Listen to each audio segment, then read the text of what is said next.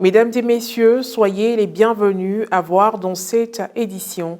Diocèse de Yopougon, le samedi 13 mai dernier a eu lieu un pèlerinage au sanctuaire marial Notre-Dame de Cana de Sassako-Bénini. Il a réuni les agents des bureaux paroissiaux de la Caritas diocésaine en marche vers la célébration des 10 ans d'existence de la direction de la dite institution.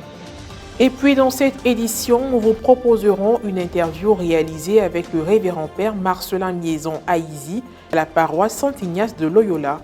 Elle a porté sur la solennité de l'Ascension du Seigneur. Comme je vous le disais en titre, le samedi 13 mai dernier, les agents des bureaux paroissiaux de la Caritas du diocèse de Yopougon ont effectué un pèlerinage au sanctuaire marial Notre-Dame de Cana de Sassako-Bénini.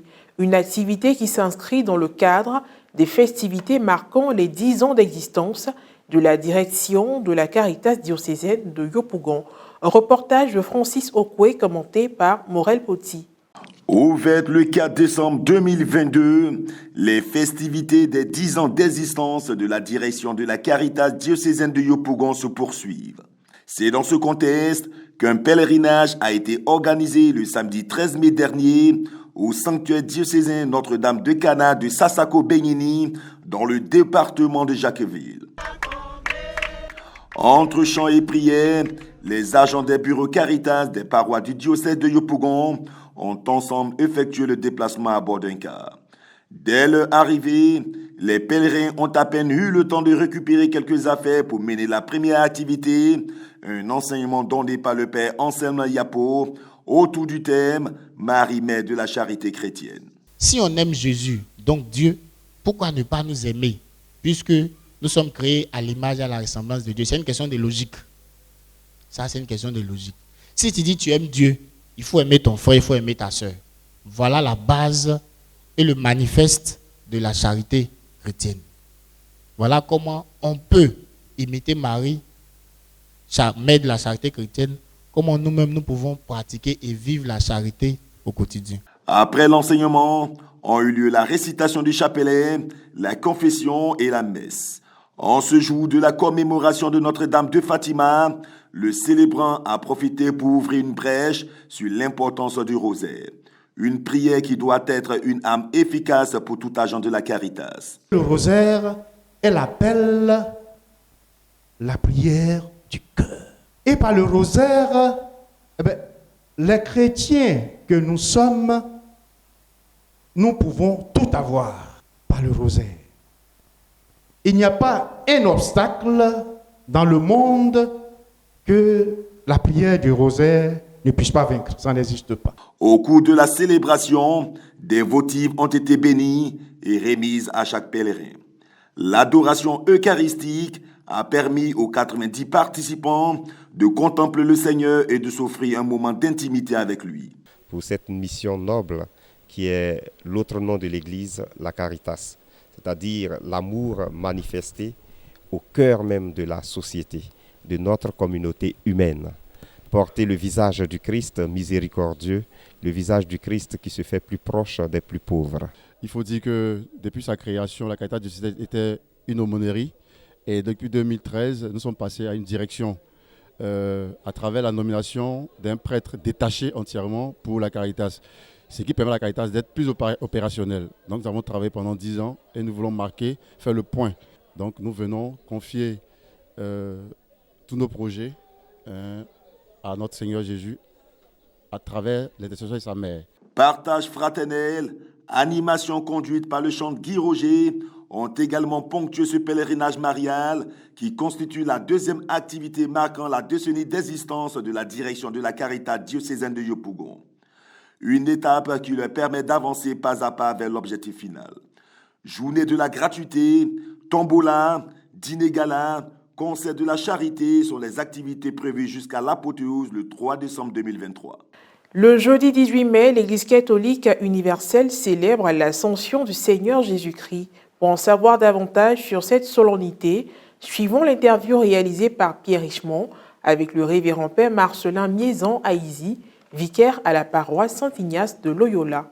Après avoir célébré la résurrection du Christ, l'Église catholique universelle commémore sa montée vers Dieu le Père.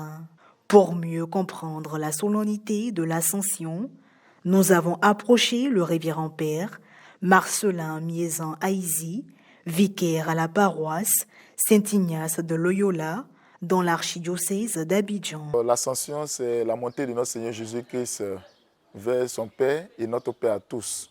Après sa résurrection, Jésus-Christ est resté pendant 40 jours avec ses apôtres pour leur témoigner qu'il est vivant, pour leur témoigner qu'il est ressuscité. Et après ces 40 jours, il retourne d'où il est venu, il retourne vers son Père pour être à la droite de Dieu. Il arrive parfois que certaines personnes fassent une confusion entre l'ascension et l'assomption. Quelle est la différence? La différence entre l'assomption et l'ascension, c'est que l'assomption est attribuée à la Vierge Marie. C'est Dieu lui-même qui assume, qui prend en charge la Vierge Marie parce qu'elle a trouvé grâce à ses yeux.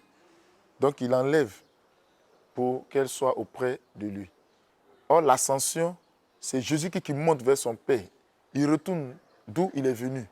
C'est de lui-même ses propres forces qui montent vers le Père. Le Père Marcelin nous explique également le lien qui existe entre la Pâque, l'Ascension et la Pentecôte. Pâques, Ascension et Pentecôte sont liés parce que les trois fêtes nous révèlent le mystère pascal. Et le temps pascal s'achève avec la fête de la Pentecôte. Donc de Pâques à Ascension, 40 jours. De l'Ascension à Pentecôte, 10 jours. D'où de Pâques à Pentecôte, ça fait 50 jours. Donc c'est pourquoi nous disons la cinquantaine pascale. Donc pendant les 50 jours, nous marchons dans les pas du ressuscité.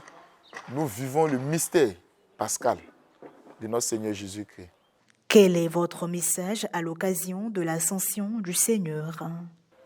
Que cette fête nous donne de découvrir combien de fois Dieu nous aime, combien de fois il veut nous associer à l'œuvre de sa rédemption, il veut nous associer à l'œuvre du salut. Soyons de ceux-là qui continuent l'œuvre de Dieu, soyons de ceux-là qui permettent à ce que par nos mains, par notre personne, par notre être, le Seigneur soit connu, que la bonne nouvelle du salut soit annoncée, que tous découvrent les merveilles de Dieu, que tous soient bénéficiaires des grâces et des bienfaits de Dieu. Et puis pour terminer, intéressons-nous au chapitre Société. Le vendredi 12 mai dernier a eu lieu la 3e édition de la journée de la salubrité et de l'hygiène en milieu scolaire. À cette occasion, les enseignants et les élèves des écoles primaires catholiques de Niakara et de Katiola se sont organisés pour assainir leur lieu d'apprentissage et de travail. Reportage à Serge-Alain Thiémon, correspondant local RNC, commentaire Morel Poti. Le vendredi 12 mai dernier s'est tenue la 3e édition de la journée de la salubrité et de l'hygiène en milieu scolaire dans toutes les inspections préscolaires et primaires du territoire national. À cet effet, les écoles primaires catholiques de Niakara et celles des filles de Katiola ont observé cette recommandation du ministère de l'Éducation nationale. Le thème de cette journée était « Un cadre scolaire sain et sécurisé pour une école de qualité ». Spécialement pour cette journée, les enseignants et les élèves ont rangé le matériel pédagogique au profit des outils de nettoyage. Avec le concours de quelques parents d'élèves et des supérieurs hiérarchiques, les élèves munis de matériel d'entretien d'hygiène et d'assainissement ont rendu propre le cadre d'apprentissage. L'hygiène n'est pas prise en compte dans notre façon de vivre quotidiennement. Or, il faut que ça soit une partie intégrante dans notre vie de chaque jour. Pour cela, au niveau de l'État, les gouvernants et le système éducatif a décidé que désormais qu'il y ait une journée instituée pour l'école qu'on appelle la journée nationale de la sexualité scolaire, en milieu scolaire. C'est la fin de cette édition d'information. Merci de l'avoir suivi, que je veille sur nous. À très bientôt.